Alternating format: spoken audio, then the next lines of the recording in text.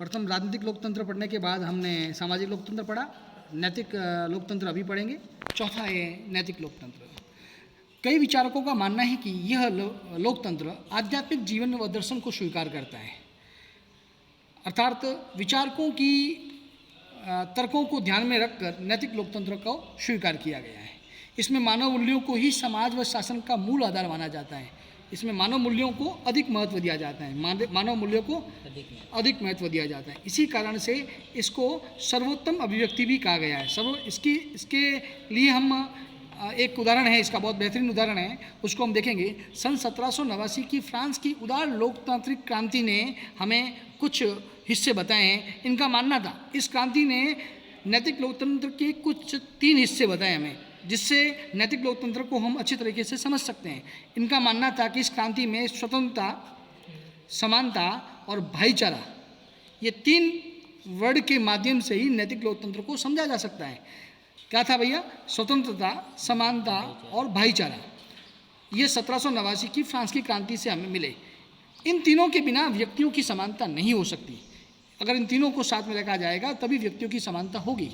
अगर ये तीनों नहीं है तो व्यक्तियों को स्वतंत्रता भी नहीं मिलेगी। इसीलिए कहा जाता है कि नैतिक लोकतंत्र में स्वतंत्रता, समानता और भाईचारे को महत्व दिया गया है। ये प्रश्न आपका पूरा हुआ लोकतंत्र के रूप। उसी प्रकार से प्रश्न नंबर 2 शुरू होगा। इसमें लोकतंत्र की प्रमुख विशेषताएं। इस प्रश्न के बाद इस प्रश्न को थोड़ा ध्यान से देखिएगा। अब इसकी प्रमुख विशेषताएं बहुत सारी हैं, इसमें से अपन आज 3 करेंगे, उसके आगे वाले में और करेंगे। शुरुआत करते हैं जनता का शासन, टू द पीपल। जनता का शासन अर्थ जन समूह व प्रत्येक व्यक्ति से। यहाँ भागीदारी प्रत्येक व्यक्ति की होगी, जनता की। प्रत्येक व्यक्ति को अपने वोट के आधार पर जनता को चुनना होगा। किसी भी प्रकार का भेदभाव नहीं होगा, वह किसी भी जाति का हो, किसी भी लिंग का हो, किसी भी भाषा का हो, किसी भी क्षेत्र का हो, किसी भी संस्कृति का हो, उसका जनता के प्रतिनिधि के रूप में चुनने में उसको पूरी आज़ादी होगी। उसका प्रत्येक का वोट लगेगा, इसके अनुसार जनता का शासन कहलाएगा। उसी प्रकार से दूसरा लगेगा जनता द्वारा निर्मित शासन। इसमें सरकार का निर्माण जनता के द्वारा होता है। जनता अपनी इच्छा अनुसार एकल संक्रमणीय मत पद्धति द्वारा अपना प्रतिनिधि चुनेगी और उसे आगे भेजेगी, जो हमें कहलाएगा जनता द्वारा निर्मित शासन। तीसरा है जनता के प्रति उत्तरदायी शासन। यह लोकतंत्र के प्रभुत्व सिद्धांत को स्वीकार करता है। याद रखना, लोकतंत्र का ये प्रभुत्व सिद्धांत है।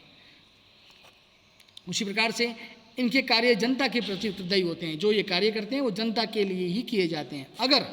अगर यदि सरकार का वे व्यक्ति जो हम प्रतिनिधि के रूप में चुनते हैं, जैसे कि सांसद, विधायक, जो और आगे बढ़कर मुख्यमंत्री, प्रधानमंत्री, वही व्यक्ति हम अगर सरकार के द्वारा व्यक्ति को स्वतंत्रता, यदि सरकार का वह व्यक्ति स्वतंत्रता छीनता है, मतलब वो व्यक्ति की स्वतंत्रता को छीनता है, जनमत का सम्मान नहीं करता है, सार्वजनिक हित के कार्य नहीं करता है, तो जनता उसे बदल सकती है, अपने वोट के माध्यम से उसे हटा सकती हैं। हालांकि अलग प्रश्नों में अलग चीज़ होगी। हम राष्ट्रपति पढ़ेंगे तो वहाँ अलग होगा, वहाँ हमें महाभियोग पढ़ना पड़ेगा, जो आगे वाले सब लेसन में हम पढ़ेंगे। राष्ट्रपति है, राज्यपाल है, उच्च न्यायालय का न्यायाधीश है, वो सब हम आगे वाले क्षेत्रों में पढ़ेंगे। 3 विशेषताएं मैंने आपको ये बता दी हैं। और ये प्रश्न, पीछे वाला प्रश्न भी पूरा हो गया लोकतंत्र के रूप, जिसमें राजनीतिक लोकतंत्र पढ़ लिया अपन ने, और सामाजिक लोकतंत्र पढ़ लिया, आर्थिक लोकतंत्र पढ़ लिया और नैतिक लोकतंत्र पढ़ लिया।